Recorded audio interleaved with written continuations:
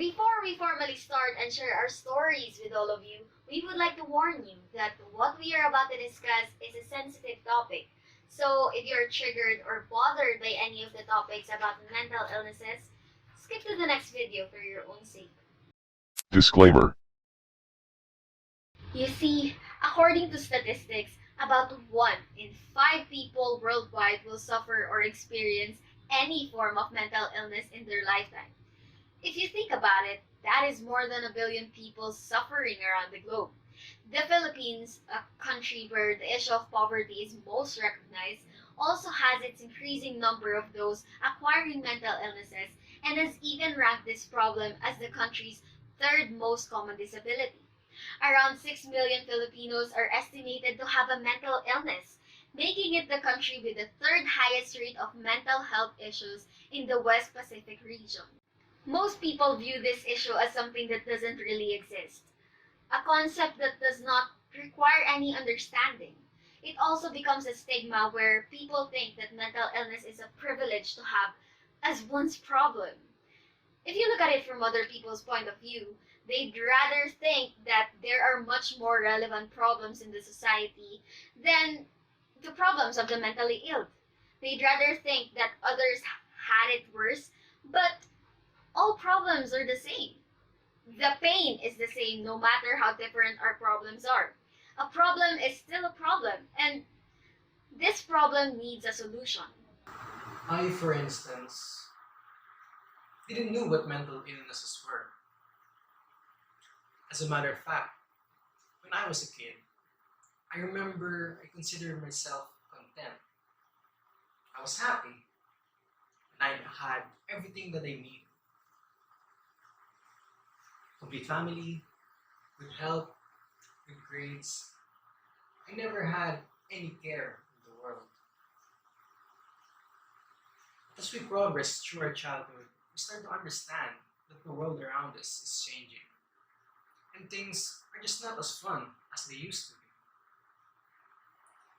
The self-awareness we gain from puberty has its own different challenges. We start to notice our body changing, the way we think and act develops, and we start to seek attention from our peers. They say the time you spent in high school will be the most memorable years of your life. Mine was definitely memorable, or you could say it was unforgettable. My high school life was tragic as it was not worth remembering. Through my high school days, I always felt that I was alone. It was only myself against the cruel realities of the world. I obviously have friends, but that idea wouldn't even slip through your mind in this state. You would always refrain from asking for help, thinking that nobody would understand you. You would just brush it off, thinking that everything will be okay. But it doesn't. When you go through adolescence, you undergo several changes, including physical, mental, and emotional change, having to deal with numerous challenges in your life, and beginning to feel the heavier responsibilities that society has imposed on you. I admit, it is difficult to cope with all of them. It becomes unbearable and too much to handle, probably by young adults with ages between 18 to 25 years old have the highest prevalence of serious mental health illnesses. There are many factors that trigger depression in teenagers, and most of them involve the relationship with your peers. You get judged and get discriminated against, which may affect your self esteem. It makes you question your worth as a person. I kept myself from thinking about my problems. I tried to distract myself by focusing on my studies, playing games, and engaging myself in physical activities. My memory of our PE classes is still as vivid as I could remember. I remember seeing my classmates happily playing different kinds of sports: basketball, volleyball, badminton, and even chess. While I was there, spacing out at the corner of the gymnasium, then I thought to myself,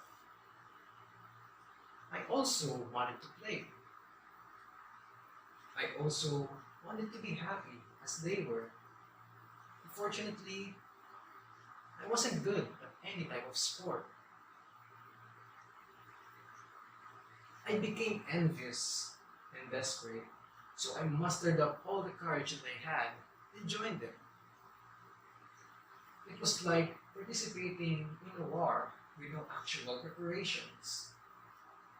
Without knowing how to aim my gun, I ran across the battlefield, hoping to claim my long lost freedom. Fortunately, they accepted me. Then it became a routine that I would join them during PE classes. Spending time and playing sports with my classmates was like a door finally opening for my acceptance. For some time in my life, I felt that I belonged.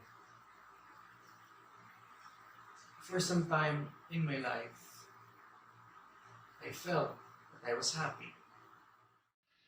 Surprisingly, emotional development is linked to physical activities. Engaging in physical activities has been found to alleviate symptoms such as low self esteem and personal distress, and participating in sports has a strong and positive impact on one's mental well being.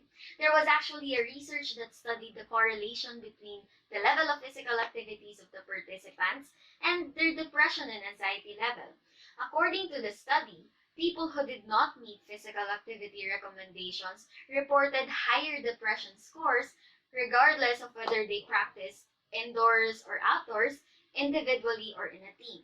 There is also good evidence that exercise or outdoor exercise contributes to improved mental health and that participating in sports with others or as a part of a team may positively impact our mental health substantially. Just as things were starting to take its turn, a global pandemic strikes. Everything was shut down, and even schools were cancelled. All the interventions they had before became out of reach, and I was confined within the four walls of our so called home. But home never really felt like a place that I was safe, a place that I belonged to. Our home was always a quiet room. We never really communicated, not even got asked about how my day was. Being idle, sitting down, thinking. I was in complete solitude, and I thought to myself, things couldn't get any worse, right? And that's where I was wrong again. My desire to venture outside grew stronger and stronger. Because I was a part of the vulnerable population, I never had the chance to do so. Months went by as swift as the wind, and before I knew it, classes were starting again, but now in the form of online classes. School life became tough.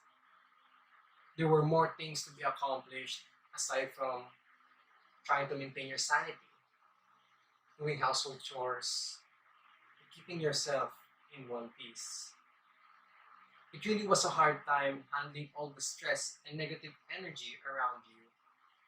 A lot of thoughts were running through my head, and every time I just couldn't stop asking myself, why is this happening to me? What did I ever do to receive such torment? I just wanted it all to end. When you fall into the pits of depression, it is almost impossible to get out of it alone. You have no energy. You feel worthless. Every time you try to do something, at the back of your mind, you always ask yourself, what for? It happens in a series of episodes that can last for weeks, months, or even years. Globally, depression is the leading cause of disability. Statistics say that around 264 million suffer worldwide. At the time, I was really down. but the thought of having no one to care for me kept me from asking for help. If I were to disappear from this world, would anyone even notice? Would anyone even care? With all these emotions circling around my head, I tried to divert myself to prevent things from getting out of hand. With my cell phone as my only companion, I browsed on social media to calm myself down. You could call it fate, but I was lucky I stumbled upon a question that changed my point of view on everything that I was feeling. And it read, do you truly want to die?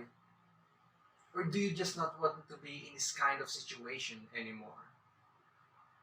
That line was powerful enough to make me snap out of everything that I was feeling. I never really wanted to pass my grief on to other people if I were to take my own life.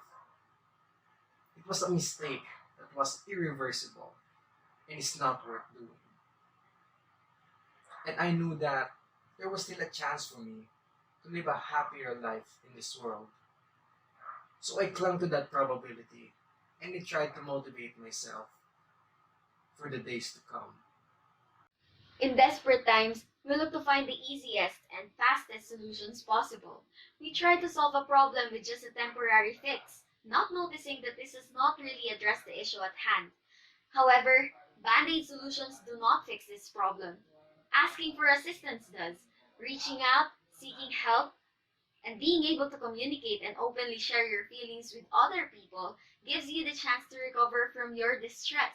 Communicating what you need and what you want helps people to understand you better, and we all want to be understood, even just for a while. It is sad that there is a stigma for people who suffer from mental illnesses. It is an issue that needs better attention and further understanding. Just like how we developed several attempts in understanding cancer, diabetes, and heart diseases, knowing more about mental illnesses is just as equally important. We need to further understand its causes and permanent treatments. We need to enlighten ourselves with what we should do to maintain our positive well being. A few months have passed and I tried doing new things for a change. I started playing online games and even joined gaming communities. I even got to play with my classmates, which built a stronger bond between us. I also started watching movies and series, and I even met some fandoms along the way. I suddenly felt a fulfillment within myself. I felt like I was reborn, adapting to this new way of living. I never knew that I was constantly restricting myself to get close to other people. But I did not just find an intervention for my never ending train of thought, but I found a place where I belong to, a place that I could call home. Some of you may think it's far fetched, but the online world became a family. It was a place where I found relief. It was a place where I found meaning. I may still be confined within the four corners of our so called home, but I was able to establish connections with people from various places. And that is an experience that I never had in a very long time. I could consider myself lucky to have finally found a solution for my problems. Although some people out there are still struggling to find theirs. Anxiety and depression are unnoticed and undetectable diseases in this pandemic. No one is safe from it. You, you, you, or even you might experience it someday. So if you can, talk to your friends. Tell the important people around you that you care. You may not notice it, but with a simple, I'm here for you, just could have saved another person's life.